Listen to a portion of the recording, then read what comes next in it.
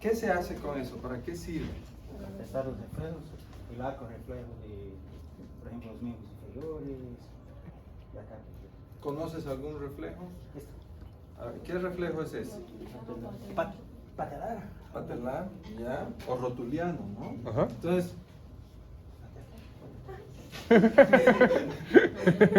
miren lo primero, Ah, que buenísimo, esto es muy man. importante. Oh. Parecía que iba a vacunarla contra COVID la primera dosis.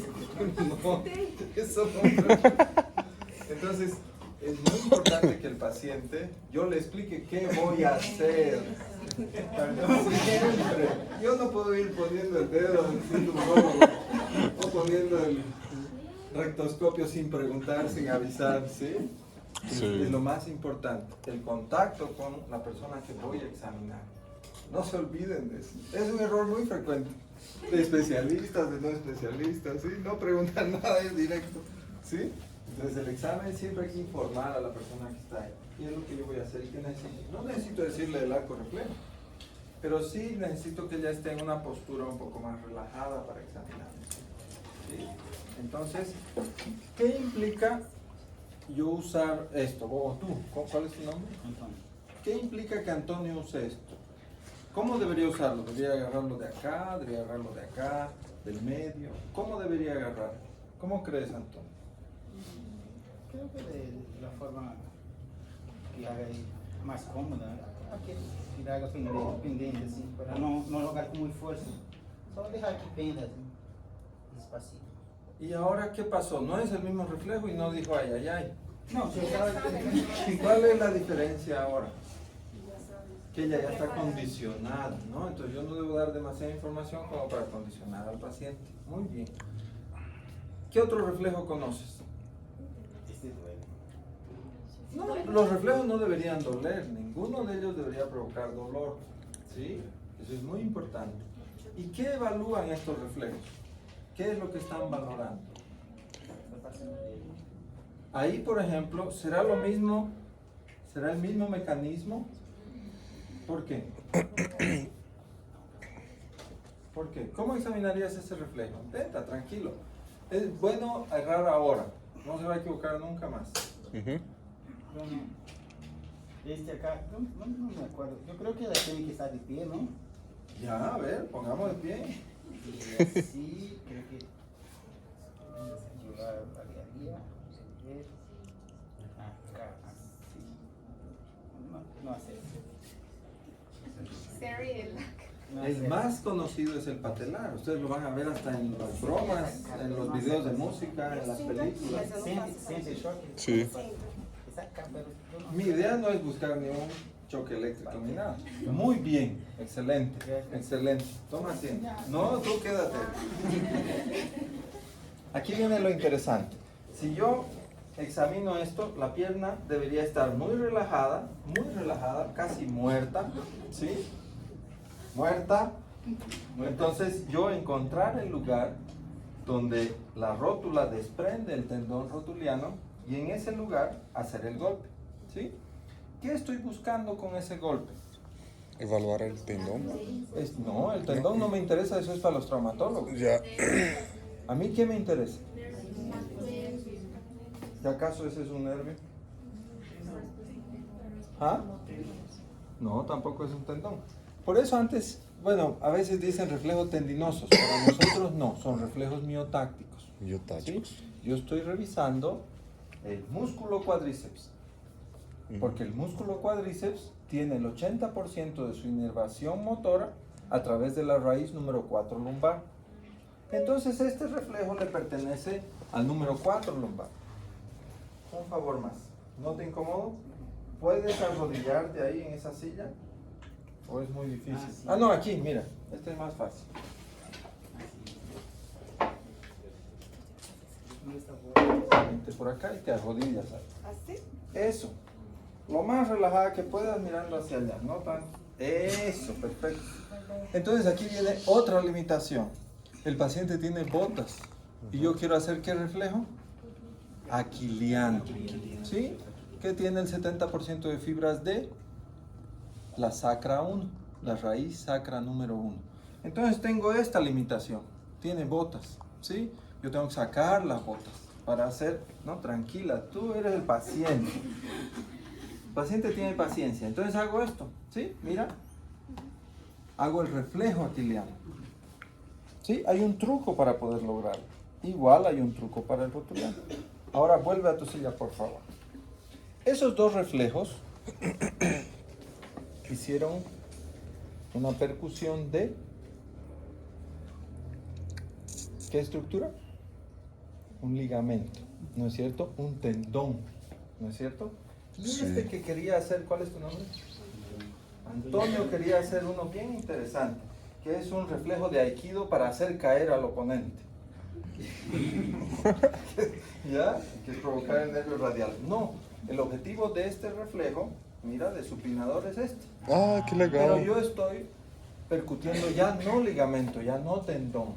Estoy usando como conejillo de indias. Ya no es un tendón. ¿Qué será eso? Es un músculo supinador. El músculo, cuando yo lo percuto, este es el miotáctico puro. Porque este es el reflejo que libera sodio de golpe y hace que el nervio despierte. ¿Sí? Ambos tipos de reflejos me permiten evaluar esta vía. Ya te puedes sentar. ¿Sí? ¿Qué es la vía de la motoneurona? ¿Sí? La ¿Puedo sacarla motoneurona, así? Claro. La motoneurona, dice su nombre, es una neurona que tiene un significado netamente motor. ¿Sí? Esto es el homúnculo cerebral. Homúnculo en latín significa marioneta. ¿Sí? Nosotros somos una marioneta de este lugar. Este lugar es el que nos controla, el que hace que yo mueva mi boca, que mueva mis ojos, mueva mi frente, que camine. ¿Sí? Hay un titiritero, un marionetero arriba. Y es esta zona. Esa zona, ¿sí?, que está entre el frontal y el parietal, se encarga de dar una cantidad específica, ¿sí?, de células neuronales de tipo motor. ¿Por qué creen que tiene formas diferentes? Miren la lengua tan grande y la boca pequeña, el dedo pulgar gigante y el dedo meñique pequeño. ¿Sí? ¿Por qué será esto? El tórax realmente pequeño en relación a la mano. ¿Por qué será eso? Porque es la cantidad de fibras. La mano tiene una irrigación muy distinta. Yo puedo tocar piano, puedo escribir, puedo operar, puedo hacer un clipaje de aneurisma, puedo hacer todo con mi mano. Pero mi abdomen solo me sirve para ir, no hace nada. Probablemente si bailara el baile del vientre sería un poquito más grande. ¿Sí? Porque es netamente motor. Pero esta es la expresión, la lengua igual tiene mucho más musculatura. Esos 11 músculos requieren muchas neuronas para tener la característica de emitir el lenguaje. ¿Sí? Entonces, esta zona va a interactuar directamente con el músculo. El músculo va a ser el efector final. Todo lo que está entre esto y la médula se llama motoneurona superior o primera motoneurona. Una vez que sale de la médula, ¿sí?, a hacer ese efecto que deseamos, es la segunda motoneurona o motoneurona inferior. ¿Ya?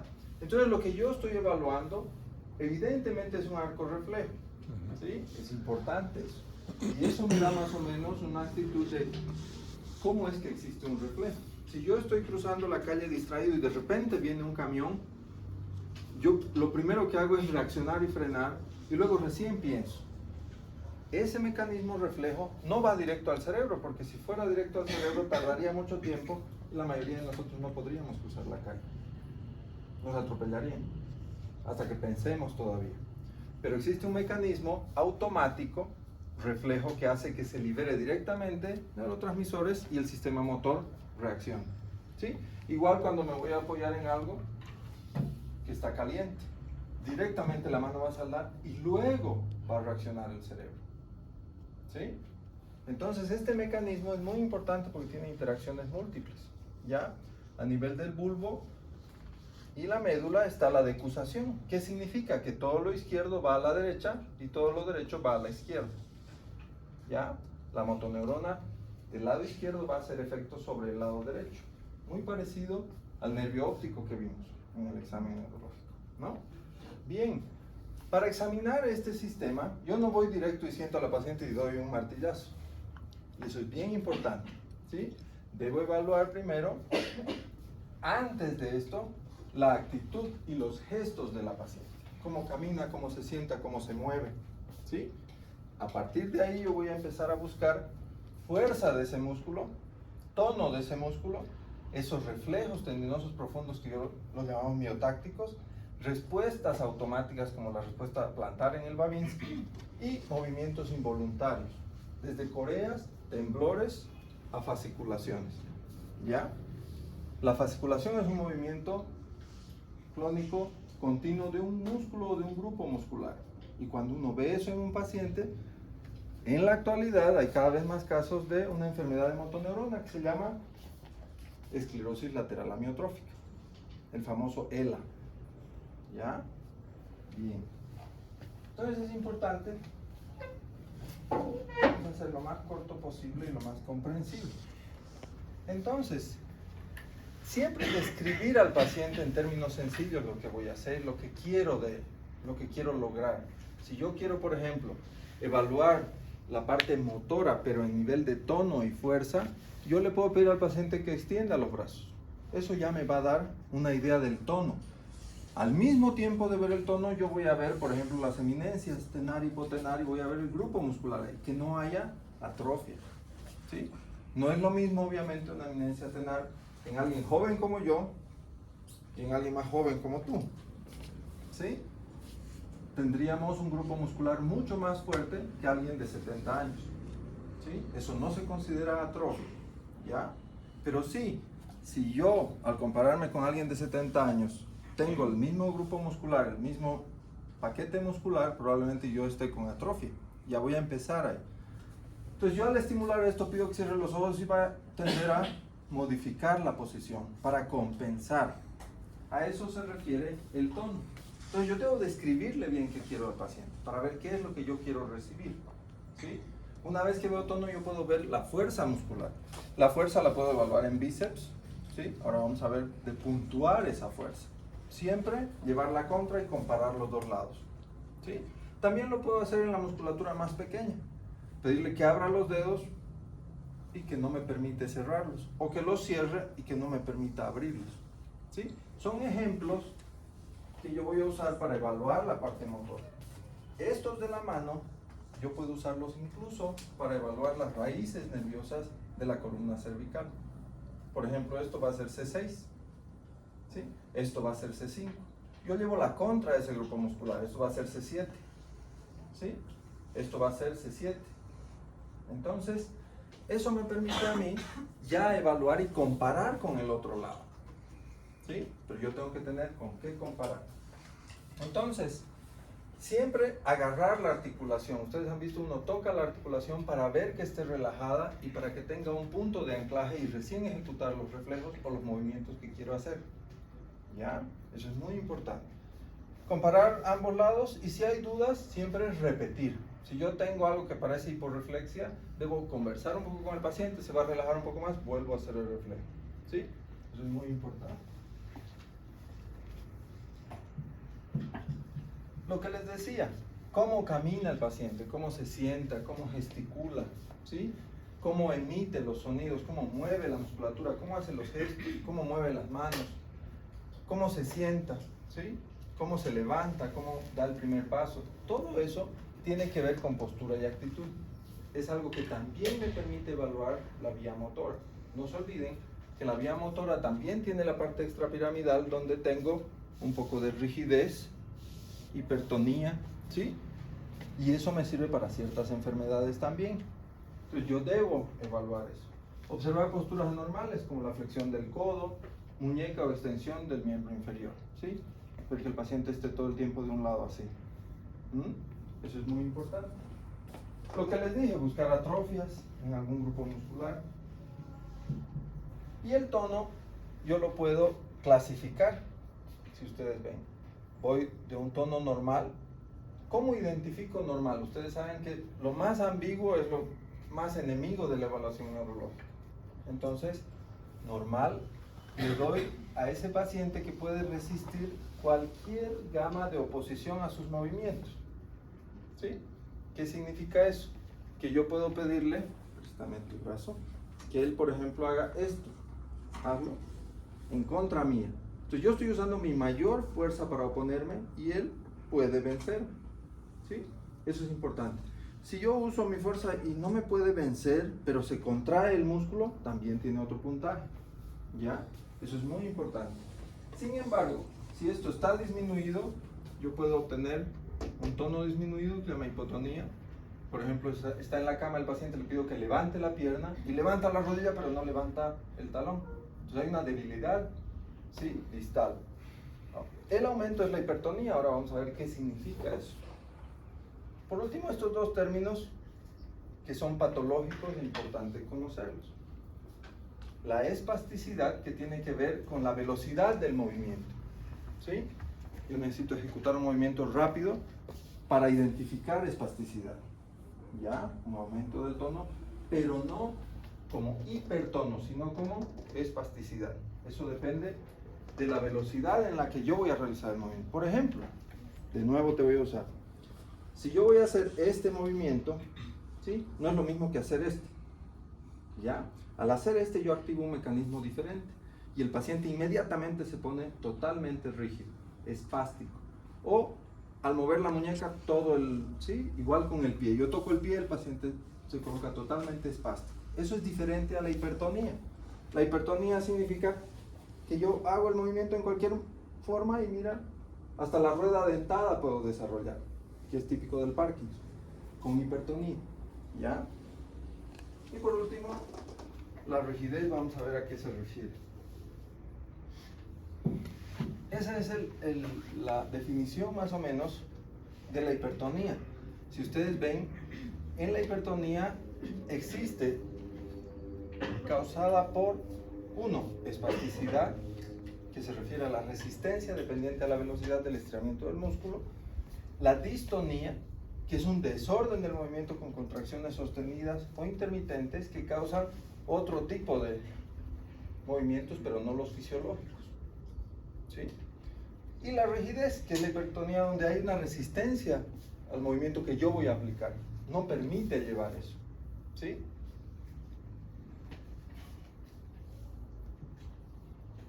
En la escala de fuerza, ya no de tono, sino de fuerza, yo puedo también aplicar esto. Si yo tengo el paciente acostado, yo puedo pedir que el paciente levante la pierna, por ejemplo. Y para dar fuerza normal, que es 5 puntos, ese paciente tiene que en el movimiento activo vencer la gravedad y vencer la fuerza de oposición. ¿Sí? 4, cuando el paciente vence gravedad y una resistencia no completa del examinador. 3, cuando no vence la resistencia, pero sí puede levantar la pierna, pero no puede vencer cualquier peso que yo o fuerza que yo ejecute opuesta a lo que está haciendo el paciente.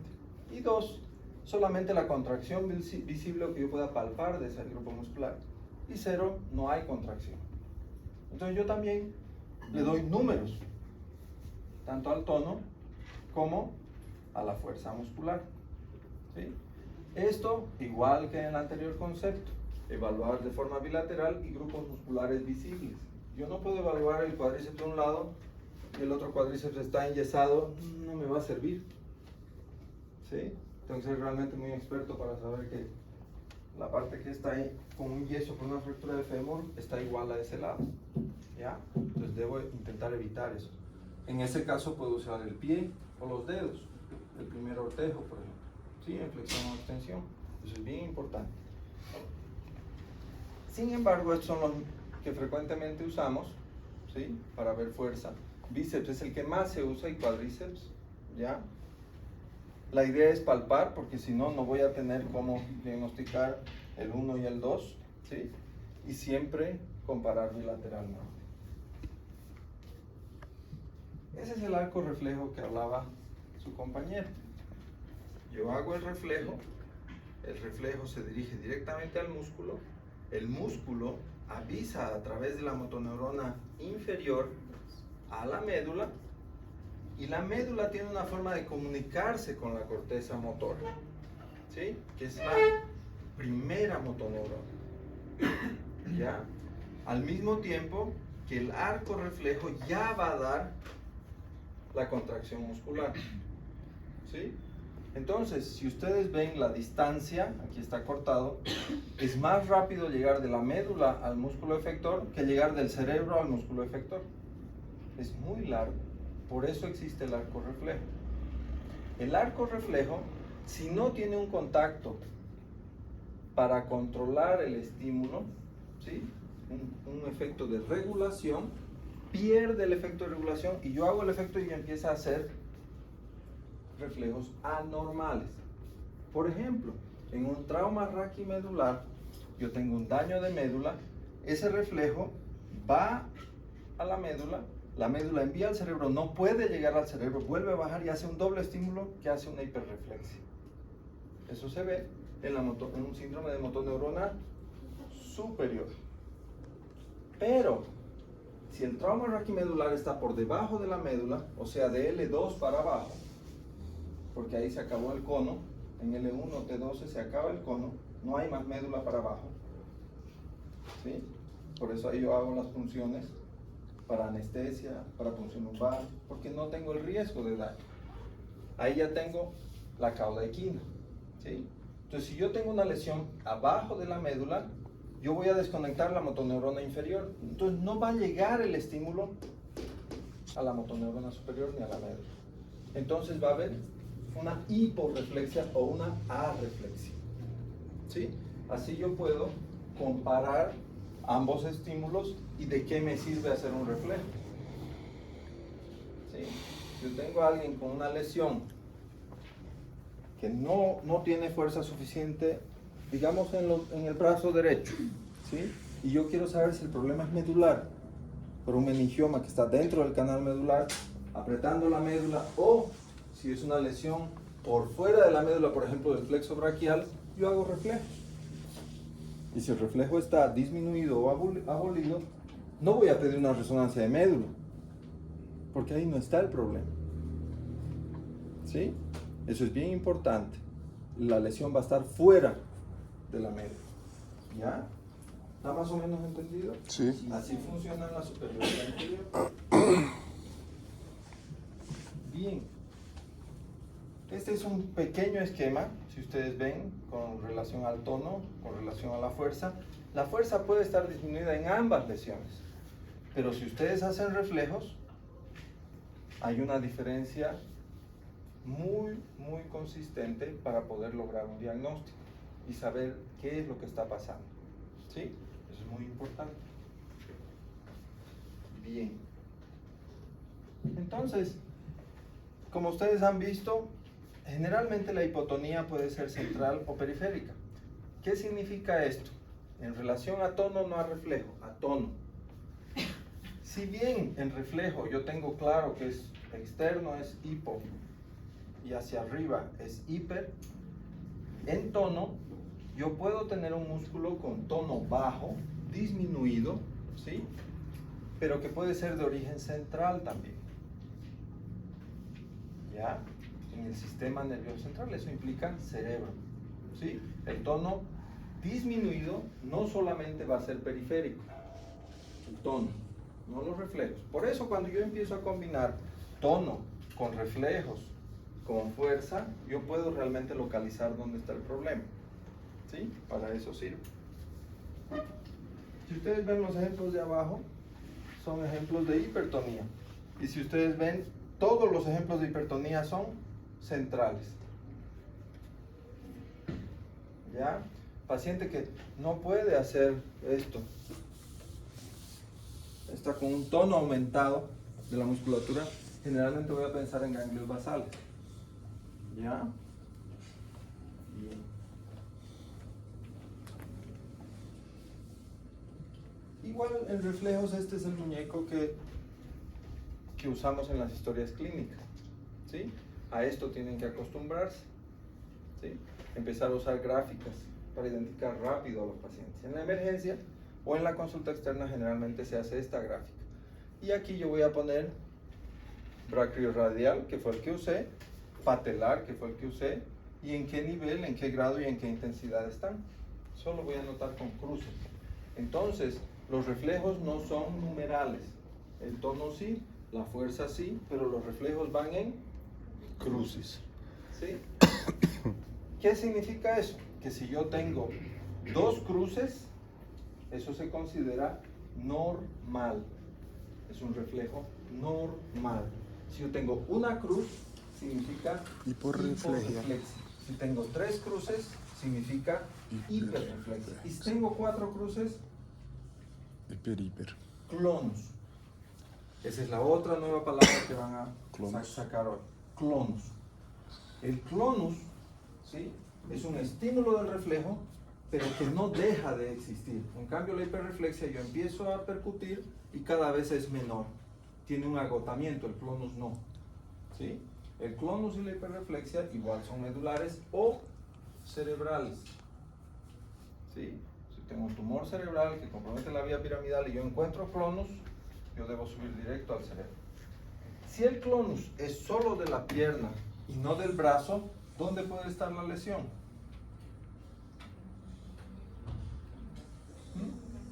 En la médula, por debajo de T1. Hasta T1 llega la parte braquial, no se olviden. ¿Ya? Eso es bien importante. Y obviamente 0 es que no tengo reflejos.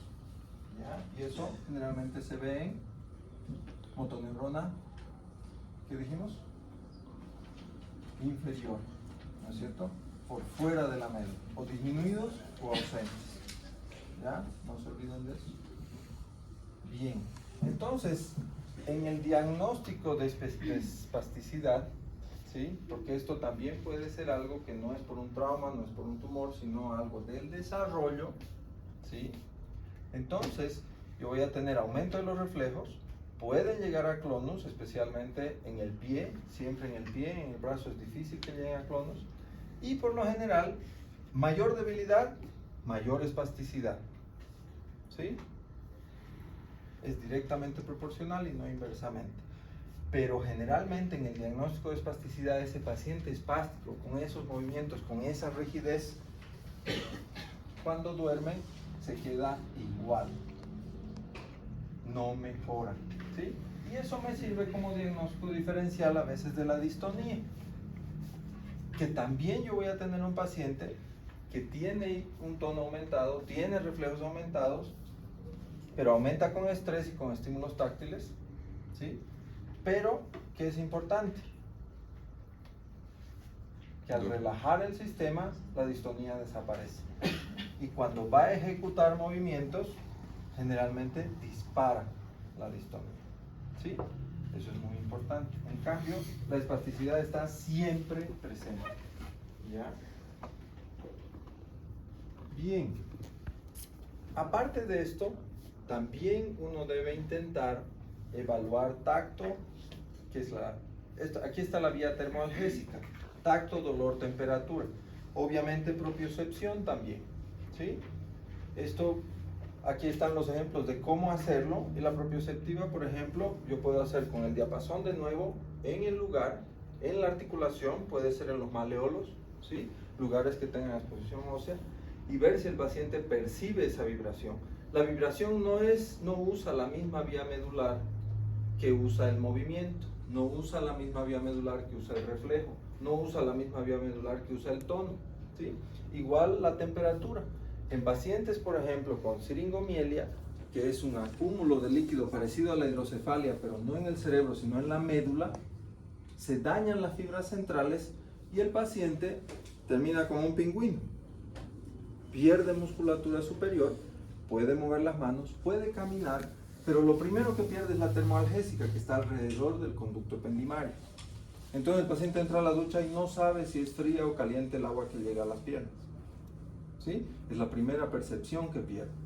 Entonces yo puedo usar los otros martillos, no este, con la base de metal, y yo puedo intentar si puede distinguir o discriminar lo que es una temperatura fría y una temperatura ambiente o caliente, ¿sí? En eso puedo usar la parte táctil y un estímulo de metal como el mango del martillo. No este, ¿no? El dolor, obviamente, un objeto afilado, pero si ustedes ven, la mayoría de los martillos vienen con una punta. No es necesario clavarla, es solamente hacer un estímulo, ¿sí? Superficial y profundo. Entonces, es muy importante esto y también hacer la parte propioceptiva de toque y de sensación. En algunos pacientes es importante ver y preguntarle en la espalda, por ejemplo, ¿cuántos puntos estoy tocando? Y tocar 2 puntos, ¿sí? O tocar un solo punto, ¿sí? Entonces el paciente que pueda discriminar dónde están y a qué distancia más o menos cada uno de esos puntos, ¿sí? Esto tiene que ver con las vías que llevan el dolor, llevan el tacto y llevan la temperatura. Igual llevan la propiocepción. Entonces esas vías me sirven para hacer ciertos diagnósticos, ¿ya? No solo el tono, no solo la fuerza y no solo los reflejos. Bien, la coordinación dinámica también es importante porque es una vía que va por cerebelo. Entonces, si yo no quiero hacer todo lo de dedo, nariz, yo puedo hacer solo un diado cosinés y hacer con el otro lado. Entonces, para que el paciente ejecute eso, tiene que generalmente tener esa vía libre e intensa, ¿sí?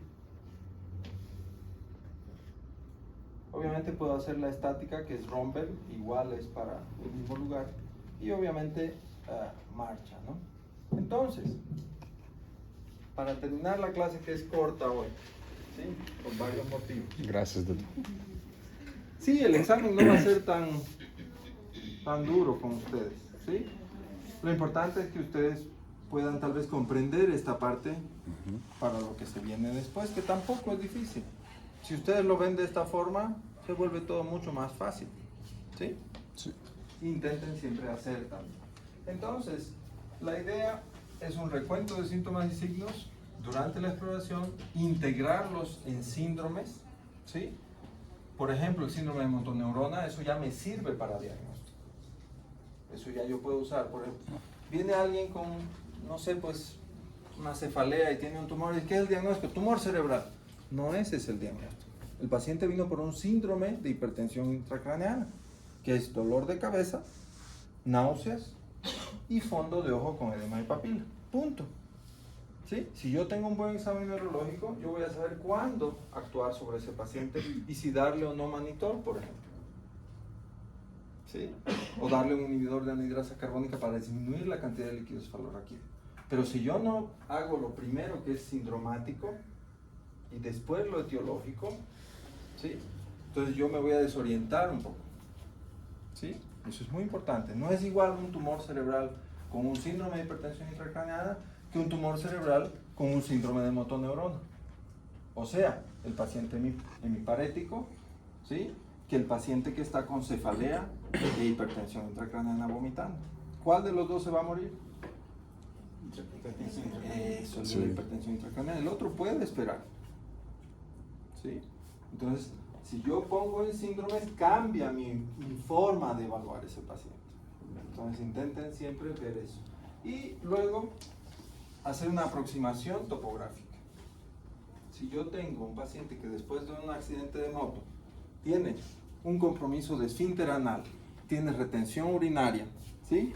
Pero mueve las piernas, ¿qué puede estar teniendo? Un síndrome de cola de caballo.